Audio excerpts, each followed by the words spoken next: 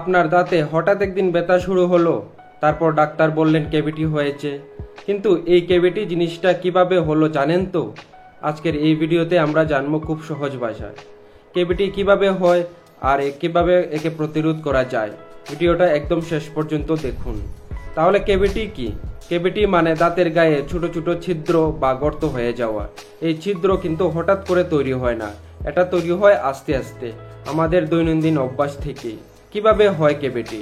আমরা যখন মিষ্টি বা শর্করা জাতীয় খাবার খাই, চকলেট, চিনি, সফট ড্রিঙ্কস বা লজেন্স, তখন দাঁতের উপরের ওই খাবারের কণা লেগে থাকে। এই খাবারের কণাগুলো দাঁতে থাকা ব্যাকটেরিয়া দিয়ে ভাঙা শুরু করে। ব্যাকটেরিয়া এগুলো খেয়ে অ্যাসিড তৈরি করে। এই অ্যাসিড দাঁতের উপরের শক্ত এনামেল স্তরকে ক্ষয় করে দেয় এবং ধীরে ধীরে দাঁতের ভেতরে ছোট গর্ত তৈরি হয়। এটাই ক্যাভিটি। কেন এটা ভয়ঙ্কর? শুরুতে ক্যাভিটি হয়তো বোঝা যায় না, কিন্তু একসময় দাঁতে ব্যথা, ঠান্ডা গরমের সংবেদনশীলতা, এমনকি ইনফেকশনও হতে পারে। আর তখন চিকিৎসা ছাড়া উপায় থাকে না। ফিলিং, রুট ক্যানাল, কখনো কখনো দাঁত তুলেও ফেলতে হয়। তাহলে প্রতিরোধের উপায়গুলি কি কি? কিন্তু চিন্তার কিছু নেই, কিছু সহজ অভ্যাস আপনাকে ক্যাভিটি থেকে বাঁচাতে পারে।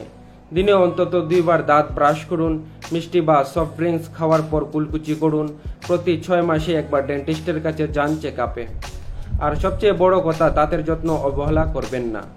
ভিডিও ভালো লাগলে লাইক দিন, শেয়ার করুন আপনাদের বন্ধুদের সাথে, আর সাবস্ক্রাইব করতেও ভুলবেন না। কমেন্টে জানান আপনার কি কখনো ক্যাভিটি হয়েছিল। আমি ডক্টর অভিদীপ নাথ। দেখা হবে পরের ভিডিওতে দাঁতের আরও মজার ও তথ্যবহুল কন্টেন্ট নিয়ে। ধন্যবাদ। সুস্থ থাকুন, হাসি খুশি থাকুন।